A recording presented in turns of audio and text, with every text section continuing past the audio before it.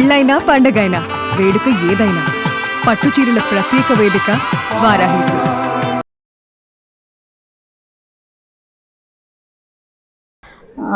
లేకుంటే కొన్ని మనం పిండి పదార్థాలు అంటే స్వీట్స్ చేసుకోవాలంటే పాలను విరగొట్టి మరీ స్వీట్స్ చేసుకుంటాం కదా.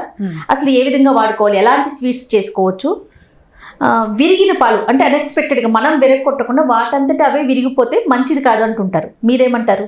పాలు పాడైతే విరుగుతాయి. అవును, వాటంతటా విరిగినాయి అంటే అదేమంత సేఫ్ కాదు దాన్ని వాడడం.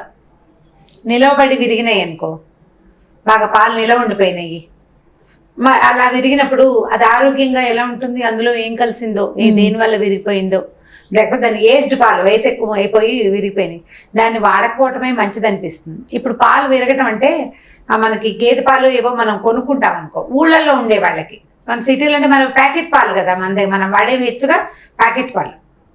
ఇప్పుడు ప్యాకెట్ పాలు కాకుండా మనం పశువు నుంచి డైరెక్ట్గా కొనుక్కునే అలవాటు ఉంటే మనకి ఆవు పాలు కానీ గేదె పాలు కానీ అవి లేగటి పాలు అయ్యే అవకాశం ఉంటుంది. ఎలాగా అంటే అప్పుడు గేదెలు వాడే మనకి పాలు తెచ్చి ఒక గేదెలు అతను పాలు తెచ్చి పోస్తాడు అనుకుందాం, వాటిలలో రీసెంట్గా ఈనిన అంటే ఈ మధ్య లేగదూడలను పెట్టినటువంటి గేదెవు కానీ ఆవు కానీ పాలు కలిస్తే వాటికి కొంచెం విరిగే గుణం ఉంటుంది. మనం జున్ను చేసుకుంటాం కదా, పాలు విరుగుడే కదా జున్ను అంటే. ఇప్పుడు లేగటి పాలు కలిస్తే కొంచెం పాలు కొద్దిగా కత్తుకుడుగా అవుతాయి, విరిగినట్టుగా అవుతుంది. రుచి అంత బాగుందో లేదో, టేస్ట్ బాగోదు. పెరుగు టేస్ట్ బాగోదు అంటే కొంతమందికి విరిగిన పాల పెరుగు ఇష్టం. లేగటి పాల పెరుగు నచ్చే వాళ్ళు ఉంటారు, కానీ లేగటి పాల పెరుగు వాతం అని మంచిది కాదని చెప్తారు. అంటే కాస్త గట్టి వాళ్ళు తింటారు, కాస్త చిన్నపిల్లలు పెద్దవాళ్ళు గర్భవతులు వాళ్ళు తినకూడదని. వాళ్ళు ఎక్కువ గేదెలు ఉండే ఇళ్లలో తెలుస్తుంది ఈ కథ. లేగటి పాలు కలవడం వల్లే మనం పశువుల నుంచి తీసిన పాలు విరుగుతాయి. రుచి చూడండి, పాలు బాగానే ఉన్నాయి ఇంకో టేస్ట్ బాగానే ఉంటే దాన్ని మనం పన్నీర్ చేసుకోవచ్చు ఈజీగా. పన్నీర్ చేసుకోవటప్పుడు ఎన్నేళ్ల నుంచో చేస్తున్నాం పన్నీర్. ఇప్పుడు అది కాకుండా మనం స్వీటే చేసుకోవాలనుకో, ఏముంది, 1 లీటర్ పాలు కాచుతాం, కొంచెం మరి కాసేపు కాచి ఈ విరిగిన పాలను కూడా మనం పొయ్యి మీద పెట్టుకోవచ్చు. ఇంకో 10 నిమిషాలు కాస్తే నీరు పాలు సెపరేట్ అవుతాయి. అవునండి. ఈ సెపరేట్ అయిన తర్వాత ఏం చేస్తాం, పాలు బాగా మామూలు పాలు అయితే బాగా మరగ్గాచేసి కాచి కొంచెం కొద్దిగా చల్లారుతూ ఉండగా కొంచెం ఒక అర డిప్ప నిమ్మరసం పిండితే పాలు ఇలా విరిగినట్టుగా కనపడుతుంది మనకి. మరి ఒక 2 నిమిషాలు పొయ్యి మీద పెట్టామంటే టప్ప టప్ప టప్ప మనకి చిన్న చిన్న సౌండ్లు వస్తాయి, మెల్లిగా పాలు విరిగిపోతాయి. పాలులో ఉన్న ఫ్యాట్ని బట్టి మనకి పనీర్ వచ్చే విధానం ఉంటుంది. పాలు బాగా ఎక్కువ ఫ్యాట్ కలిగిన పాలు అనుకోండి, క్రీమ్ మిల్క్ అయితే పనీర్ ఎక్కువ వస్తుంది. అదే మన మామూలు ప్యాస్చరైజ్డ్ మిల్క్, మన మామూలు ప్యాకెట్లు కొనుక్కుంటాం కదా, కొంచెం క్రీమ్ అంటే ఫ్యాట్ తక్కువ ఉండే పాలలో ఎక్కువ విరుగుడు రాదు, లీటర్కి అంత ముద్ద వస్తుంది అంతే. దీన్ని ఏం చేయాలంటే కొంచెం చల్లారనిచ్చి ఏదైనా ఒక పల్చటి బట్టలో, నేనైతే సింథటిక్ క్లాత్ ఉంచుకుంటాను ఈ పని కోసం. నేను కూడా విరగొట్టి ఏదైనా చేస్తాను. ఆ మధ్య ఎవరు చెప్పారు పాలు విరగొడితే పాపం వస్తుందని. అప్పటి నుంచి కొంచెం భయం వేస్తుంటుంది, ఎంత పాపం వస్తుందో అవన్నీ తిన్నా మనకెంత పాపం వస్తుందో. అప్పుడప్పుడు కొంచెం భయం వేస్తుంటుంది, ఓహో ఇది పాపం ఏమో చేయకూడదా, ఏం చేయటం రా అని. కాకపోతే దాని మీద ఉన్న ఆసక్తి కొద్దీ చేసేద్దాం అనిపిస్తుంది. చిన్నవి మన సింథటిక్ చున్నీలు కానీ తర్వాత శారీకి వచ్చే బ్లౌజ్ పీసులు కానీ నేను జాగ్రత్త పెట్టి దాచిపెట్టుకుంటాను, ఈ పనికి బాగుంటాయి అన్నమాట. కాటన్ క్లాత్ లో కూడా వేసుకోవచ్చు, ఆ నీరంతా కారిపోవాలి.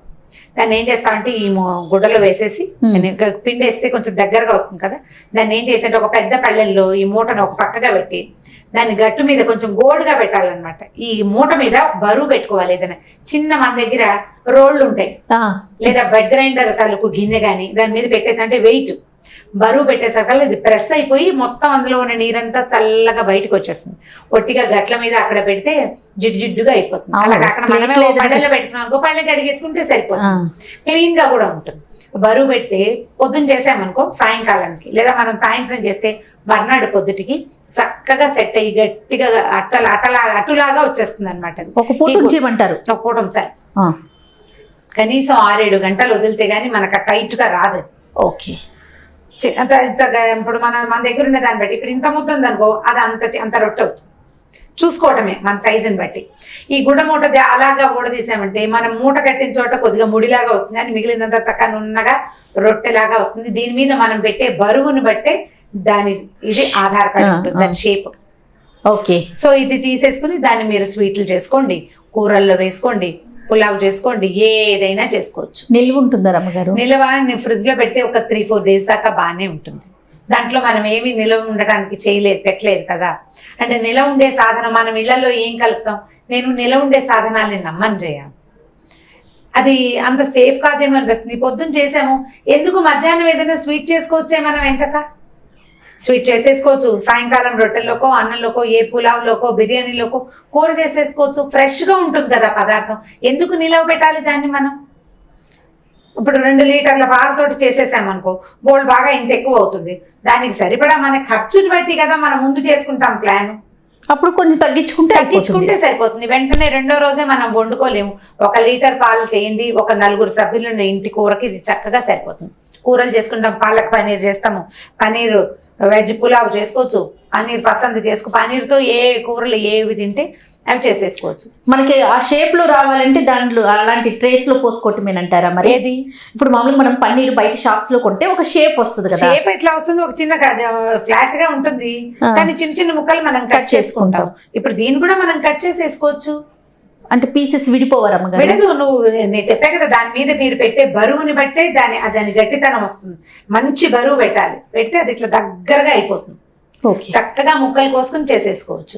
ఇప్పుడు ఒకవేళ ఏదైనా స్వీట్ చేసుకోదలుచుకున్నారనుకో, దానికి ఇంత గట్టిగా అయిపోక్కర్లా.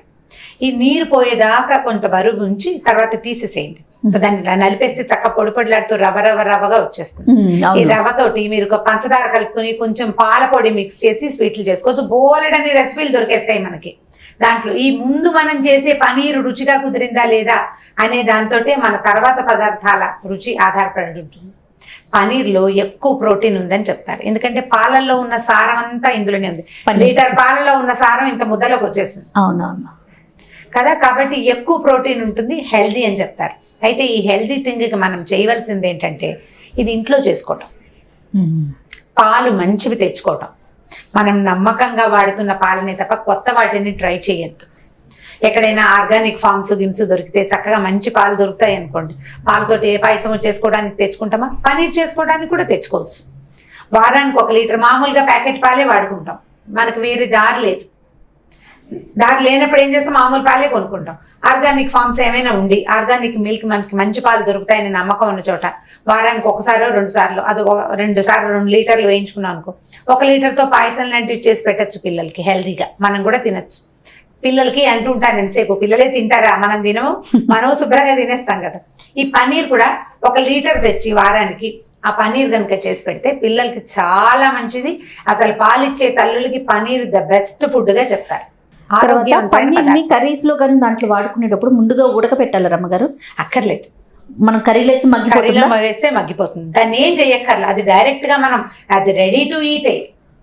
నీకు కూరల్లో మగ్గితే ఉప్పు కారం పట్టి ఇంక కొంచెం బాగుంటుంది. ఇప్పుడు మనం ఏదైనా ముద్దగా ఉండే కూరలు చేసుకున్నాం అనుకో, నీకు ముక్కలు అక్కర్లేదు, ఇది కొంచెమే రెడీ అయింది, బాగా బిగవలేదు, పర్వాలేదు, దీన్ని పొడిలాగా చేసి వేసేసుకోవచ్చు. ఇంత పన్నీర్ పొడి వేస్తే గనక బాగుంటుంది. ఇప్పుడు ఒకవేళ మిగిలిపోయింది, ఇప్పుడు ఇందాక నువ్వు నిలవ పెట్టడం గురించి అడిగావు, నా మెథడ్ చెప్తాను. ఒకవేళ మిగిలిపోయిందంటే నేను ఏం చేస్తున్నానంటే చిన్న డబ్బాలో వేసి ఫ్రీజర్లో పెడుతున్నాను. రవ్వగా ఉంటుంది, ఫ్రీజర్లో పెట్టేస్తాను. ఏదైనా మిక్స్డ్ వెజ్ కర్రీ చేసుకుంటాము, కూర కొంచెం పలచగా ఉంది, ఇంత పన్నీర్ పొడి కనుక చల్లేస్తే టేస్ట్ పెరుగుతుంది, కూర కొంచెం కొంచెం దగ్గరగా వస్తుంది కదా, కొంచెం బైండింగ్ వస్తుంది. దీన్ని వాడుకోవచ్చు. ఇప్పుడు మనం చేసుకునే కూరలో ఇంత హెల్దీ పౌడర్ కలపటం మంచిదే కదా.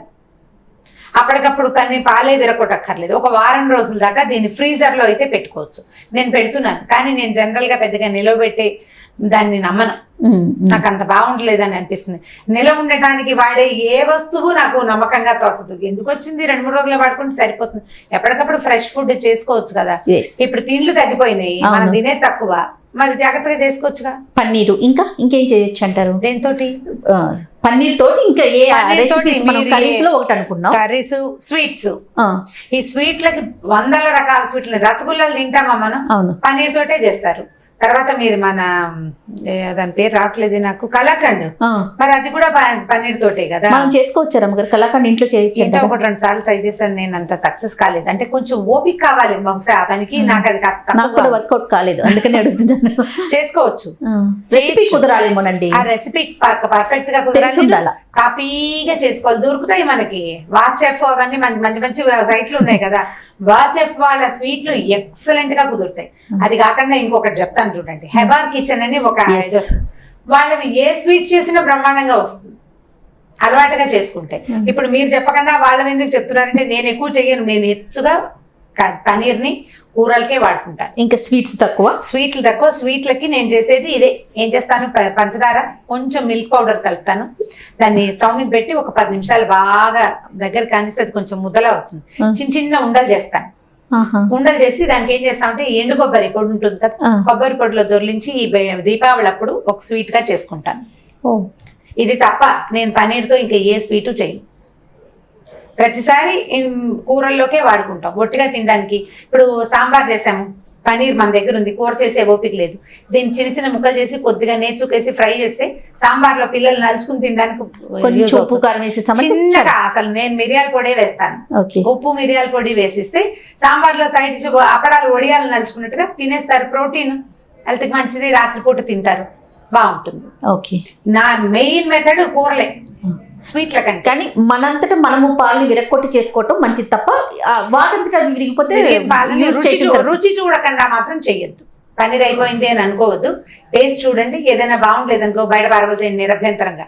వాటిని పొట్టలో పోయకూడదు, ఎప్పుడు పాడైన వస్తుంది బయట పారేయటమే. పన్నీరు ఇలాంటివి తొందరగా ఎఫెక్ట్ అవుతాయి అంట. తొందరగా స్టమక్ డిస్టర్బ్ అయిపోతుంది కదా, పిల్లలకి ఉంటే మరీ ఇబ్బంది. కాబట్టి విరిగిన పాలని వాడేద్దాం అనుకోవద్దు, జాగ్రత్తగా చూసి వాడుకోండి. రైట్ గారు, నమస్తే. నమస్తే.